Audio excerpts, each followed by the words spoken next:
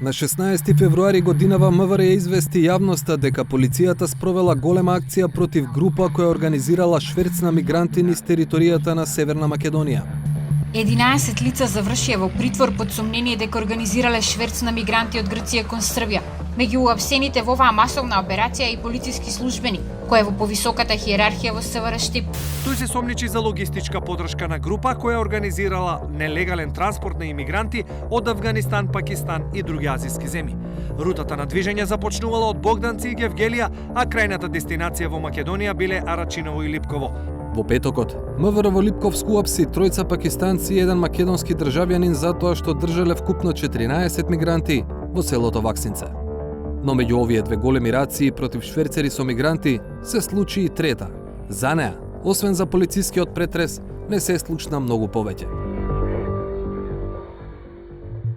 2019 уште во август стана рекордна година за МВР по бројот на фатени мигранти при обид за нивно криумчарење, откако помина големата бегалска криза во 2015 и 2016 година.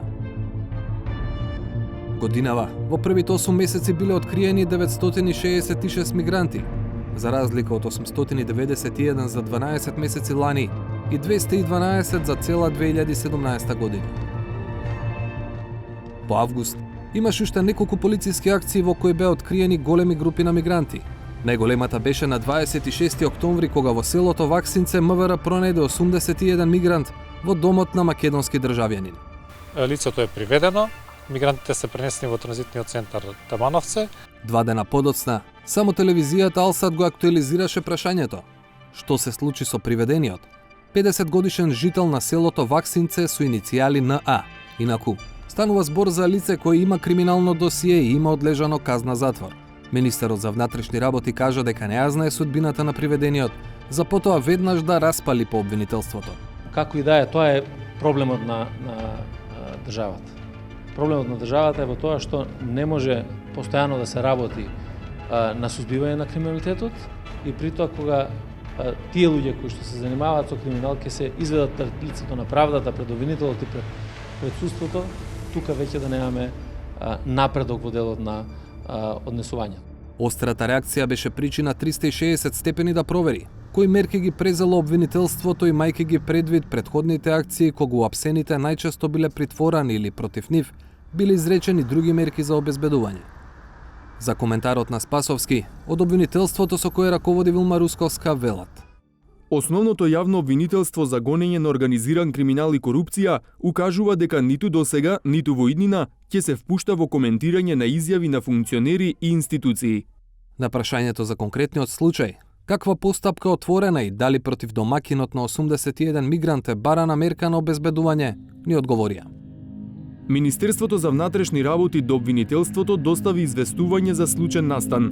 Кривична пријава до денес не е доставена, ниту е посочено конкретно лице за кое постои основано сомнение дека е сторител на кривично дело. Надлежен јавен обвинител презема действија во насока на расветлување на случајот.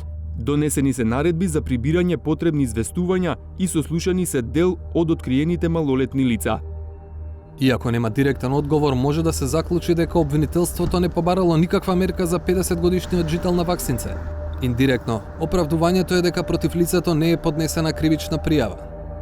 Оваа теза на обвинителството има своја подкрепа во досегашната пракса на полицијата. Например, при апсењето на големата група шверцери на мигранти во февруари, полицијата поднела кривични пријави против 21 лице. Прашавме во МВР, зошто за НА од Ваксинце не е поднесена кривична пријава. МВР ја има својата работа завршена со тоа што го предава лицето со соодветен поднесок до обвинителството.